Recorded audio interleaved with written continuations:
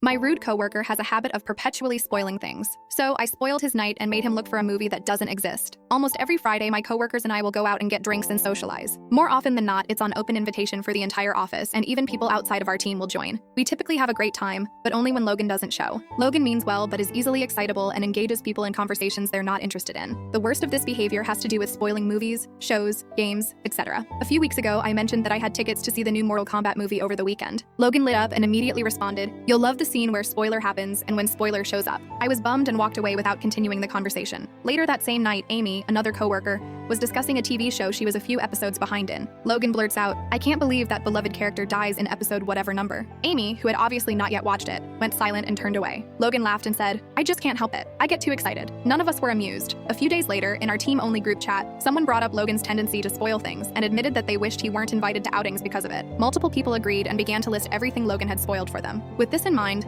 I didn't add Logan to the email invite for the next week's hangout. He noticed he never got an invite and began to ask around. As I was the one who'd written the email, he was eventually directed to me. He pulled me aside as I left for lunch and let me know I excluded him by mistake. Rather than try and play it off, I just told him the truth, that the fact he spoils everything is obnoxious and rude. I told him that joining conversations just to spoil things is bad enough, but he also starts conversations with spoilers. Logan was immediately defensive, claiming it's not his fault we're slow to watch, play, etc., and that he's just making conversation. I told that if he swore he'd be more conscious about this habit, that he could join us that Friday. He came and, lo and behold, spoiled the plot of a movie I wanted to see in theaters. Out of frustration, I called him a dick and told him that this is exactly why no one socializes with him. He left soon after, and even though I said what everyone was thinking, I felt like an asshole. Edit part 1. A few weeks ago, we had lunch catered and all joined in the break room. A coworker had brought a book to read during lunch, and Logan saw the cover, pulled up the Wikipedia, and read the entire synopsis aloud, including the big twist ending. I asked him why he would do that, and he responded, "Why not?" Back in 2019, he came into work and greeted me by spoiling the ending of Game of Thrones. "Hey, Weed Rant, can you believe that Jon killed Dany? Crazy, right?" Update: I tested something out. Last night, our office went out for drinks again, and Logan showed up. At one point, when I knew he was listening, I mentioned a movie I really wanted to see. I gave the title and named some actors that were in it and left it at that. Logan didn't say anything immediately, but pulled out his phone a few minutes later. The rest of the night went smoothly until I was about to head home. Logan flagged me down and asked me to repeat the movie title I'd mentioned. I repeated the title I'd given earlier, and Logan got upset. He told me that movie didn't exist. He's right, I made it up.